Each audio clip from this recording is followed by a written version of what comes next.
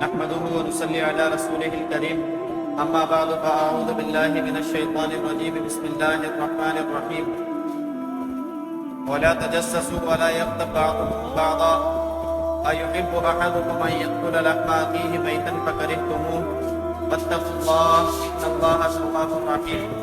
وعن أنس بن مالك رضي الله تعالى عنه قال رسول الله صلى الله تعالى عليه وسلم لما عرج بي ربي عز وجل مررت بقوم لهم أظفار من نحاس يخمشون بها وجوههم وصدورهم فقلت من هؤلاء يا جبريل؟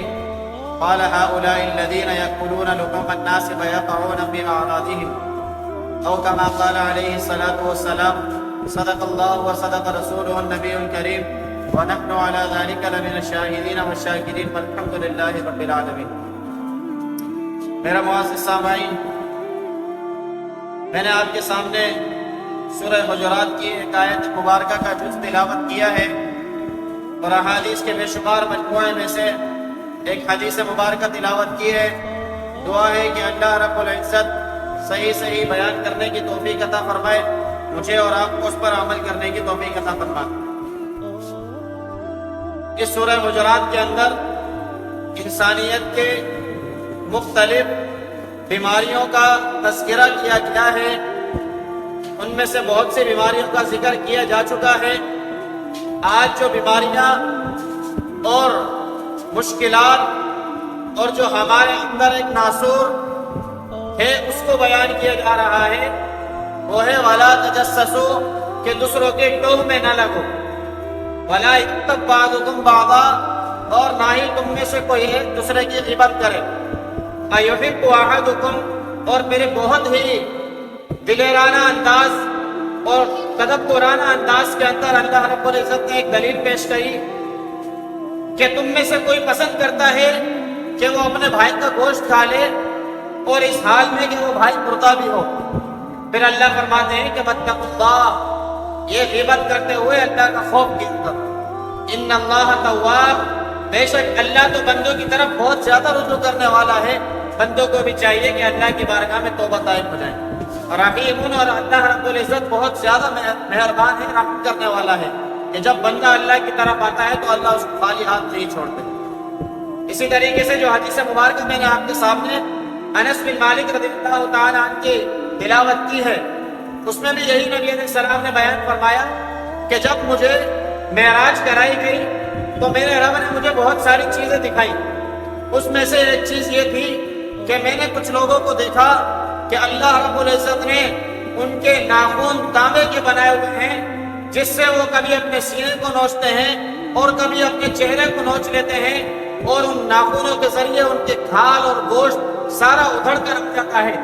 تو نبی علیہ السلام نے جبریل امین سے پوچھا من ہؤلاء یا جبریل، اے جبریل ذرا مجھے یہ تو بتاؤ یہ کون لوگ ہیں، یہ کس قسم کے لوگوں کو عذاب ہو رہا ہے؟ تو جبریل امین نے بتایا کہ یا رسول اللہ، یہ وہ لوگ ہیں کہ جو لوگوں کی عزتوں پر حملہ کرتے ہیں اور لوگوں کے ساتھ غلط معاملات کرتے ہیں، تو اللہ رب العزت نے ان لوگوں کو یہ عذاب دیا ہوا. یقعون فی اعراضہم، یہ لوگوں کے آبروؤں پر حملہ کرتے ہیں. یہ غیبت کیا ہے؟ غیبت یہی ہے کہ ہم کسی ایسے شخص کی بات کریں کہ جو ہماری مجلس میں موجود نہ ہو، اور جب اس کو یہ بات پتہ لگے کہ میرے بارے میں یہ تذکرہ کیا گیا تو اس کو ناگوار گزرے. اور اگر صحابہ نے پوچھا کہ رسول اللہ، اگر غیبت کی یہی تعریف ہے کہ جو ہمارے بھائی کو ناگوار گزرے، تو پھر اگر وہ بات ہمارے بھائی کے اندر موجود ہے تو پھر اس کا کیا معاملہ ہے؟ نبی علیہ السلام نے فرمایا اگر یہ بات جو آپ نے اس کی غیر موجودگی میں کی اس کے اندر موجود تھی تب تو یہ تو یہ تو غیبت میں شمار ہوگا. اگر یہ اس کے اندر بات موجود نہیں ہے تو پھر یہ بہتان ہے، اور بہتان کا گناہ اس غیبت سے بہت زیادہ بلند ترین ہے. کہ غیبت کا گناہ یہ ہے کہ بھائی کا گوشت کھا لیا، گناہ سے معافی تلافی کر لی، اللہ کی بارگاہ میں توبہ طائب ہو گئے. لیکن بہتان کا کم سے کم گناہ یہ ہے کہ انسان اپنی ماں کے ساتھ زنا کرے. لیکن آج ہم ان چیزوں پر غور و فکر نہیں کرتے.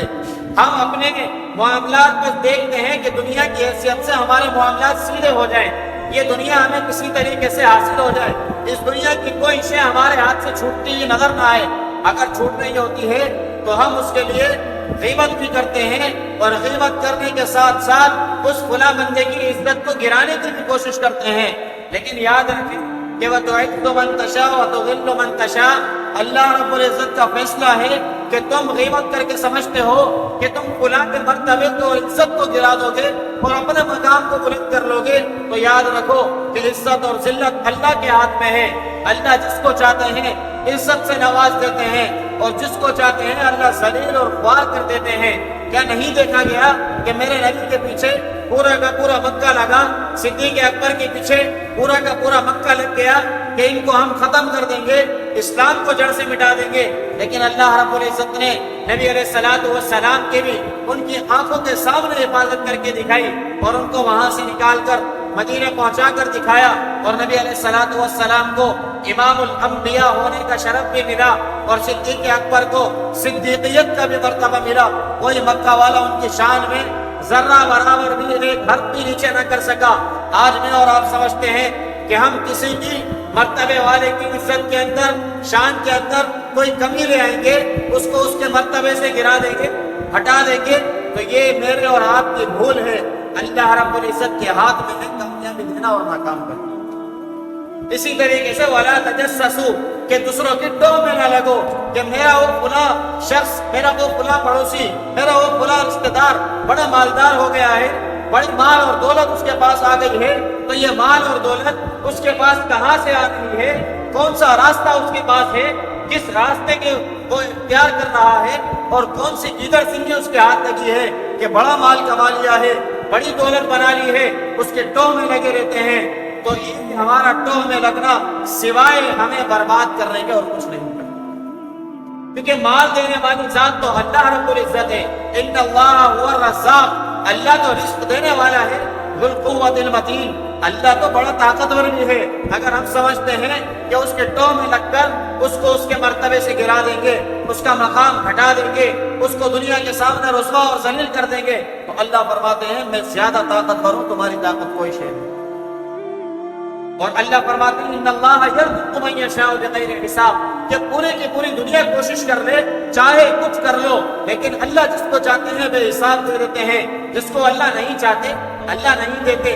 اللہ رب العزت نے صحابہ اکرام کے اندر آپ دیکھ لیں کہ سارے کے سارے نبی علیہ الصلوۃ والسلام کی ایک ایک ادا پر مر مٹنے والے تھے، لیکن مال اور دولت کے پیچھے نہیں تھے. نبی علیہ الصلوۃ والسلام کے صحابہ میں سے عبد الرحمن بن عوف، صدیق اکبر رضی اللہ عنہ، عثمان غنی ذو النورین رضی اللہ تعالی عنہ بڑے مالدار ترین صحابی تھے. اللہ نے بڑا مال دیا، آج بھی ان کے مال اور دولت کا چرچا دنیا میں موجود ہے. لیکن اللہ رب العزت کے ساتھ ان کا جو مرتبہ، جو ان کا مقام تھا، جو ان کا اللہ سے تعلق تھا، وہ ایک الگ بات ہے. لیکن ان کے مال اور دولت جو اللہ نے انہیں دیے، وہ مال اور دولت کی وجہ سے گھمنڈ نہیں کیا کرتے تھے. اللہ نے دے دیا، انہوں نے اللہ کی راہ میں خرچ کر کے دکھایا. ایسا نہیں کہ بخیل بن کر اس بات پر بیٹھ گئے. لیکن اگر آج ہم جو مال اللہ نے دیا ہے اس کے اوپر بخیل بن جاتے ہیں، تو یہ میرے اور آپ کے لیے سوچنے کا مقام ہے. یہ مال کوئی ایسی شے نہیں ہے کہ جس کو بچایا جائے اور روک لیا جائے تو یہ ہمارے لیے نجات کا ذریعہ بنے گا، بلکہ یہ مال کا ایک ایک ٹکڑا قبر کے اندر بھی ازدو کی شکل کے اندر آئے گا اگر ہم نے اس کو اللہ کے کہے کے مطابق خرچ نہیں کیا. تو یہ مال کی وجہ سے کسی کی ٹوہ میں لگنا، کسی کی غیبتیں کرنا، یہ ان لوگوں کا کام ہوتا ہے کہ جن کی نظر میں اللہ رب العزت کا کوئی حیثیت نہیں، جن کی نظر میں نبی علیہ الصلوۃ والسلام کا کوئی مقام نہیں ہوتا، جن کی نظر میں صحابہ کا کوئی مقام نہیں ہوتا. جو صحابہ کو، نبی علیہ الصلوۃ والسلام کو اور اللہ رب العزت کے بتائے ہوئے طریقے کو اپنے لیے راہ نجات سمجھتے ہیں، وہ لوگ یہ کام ہرگز نہیں کرتے. اور اللہ رب العزت نے تقریباً ہمیں نبی علیہ الصلوۃ والسلام کے واقعات نقل کیے. ایک موقع پر ایک صحابی رسول کو حد جاری کی گئی اور ان کو زنا کے جرم میں رجم کیا گیا. تو کچھ صحابہ ان کے متعلق بات کرتے ہوئے آ رہے تھے کہ دیکھو یہ کیسا شخص تھا کہ جس کے متعلق اللہ رب العزت نے پردہ رکھا ہوا تھا اور اس نے اپنا پردہ چاک کر دیا. تو نبی علیہ الصلوۃ والسلام نے ان کی بات کو سنا، ان کی گفتگو کو سنا، لیکن کوئی اس کے اوپر رد عمل نہ کیا۔ جب کچھ آگے بڑھی تو ایک مرا ہوا گدھا، بدبودار گدھا پڑا ہوا نظر آیا۔ نبی علیہ الصلوۃ والسلام نے ان صحابہ کو دیکھا کہ وہ اپنی ناک پر ہاتھ رکھ رہے ہیں۔ نبی علیہ الصلوۃ والسلام نے ان سے کہا آپ ذرا وادی کے نیچے اتر جائیں، آپ نیچے چلے جائیں اور اس گدھے سے تناول فرمائیں، کھانا شروع کر دیں۔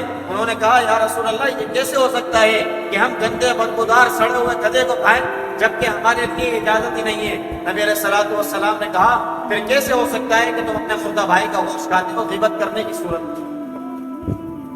ایک موقع پر اسی طریقے سے کچھ عورتوں کا نبی علیہ الصلوۃ والسلام کے سامنے تذکرہ کیا گیا کہ یا رسول اللہ انہوں نے صبح سے روزے کی نیت کی تھی، روزہ رکھا تھا، اللہ کے لیے انہوں نے کھانا پینا چھوڑ دیا تھا، لیکن ابھی ان کی جان لبے تک آئی ہوئی ہے، ان کی جان کلی کا وقت آیا ہوا ہے، ان کی جان نکلنے والی ہے۔ تو نبی علیہ الصلوۃ والسلام نے کہا کہ ان سے قے یا الٹی کروا کر اپنے ایک پیالے میں بھر کر لے کے آئے۔ جب نبی علیہ الصلوۃ والسلام کے سامنے وہ لے کے آئے تو وہ خون کے لوتڑے اور گوشت اس کے اندر تھا۔ تو نبی علیہ الصلوۃ والسلام نے کہا کہ دیکھو انہوں نے اللہ کے لیے حلال چیزوں کو چھوڑا ہوا تھا، لیکن انہوں نے اللہ کے لیے حرام چیز کو نہیں چھوڑا۔ یہ پورے کے پورے روزے سے تھی، لیکن انہوں نے غیبت جو ایک مرے ہوئے بھائی کا گوشت کھانے کے برابر ہے، صبح سے شام تک یہ گوشت کھاتی رہی۔ جب ان کا جسم اس کو برداشت کرنے کا متحمل نہیں رہا تو ان کی جان کے قریب آ گئی اور ان کی جان نکلنے کے قریب ہو گئی۔ لہٰذا غیبت سے بچنا چاہیے۔ یہ ہمیں آج سمجھ آتا ہے کہ ہم کچھ کر رہے ہیں، نظر کچھ نہیں آتا سامنے والا ہمارا کیا کر لے گا، یا ہمارے ساتھ کوئی اور کیا کر دے گا، یا ہمارا کوئی کیا بگاڑ لے گا۔ میں اپنی زبان ہے، میرا کردار ہے، میں جیسے چاہوں چلاؤں، میری مرضی اور میری مرضی کے نعرے ہم لگاتے پھرتے ہیں۔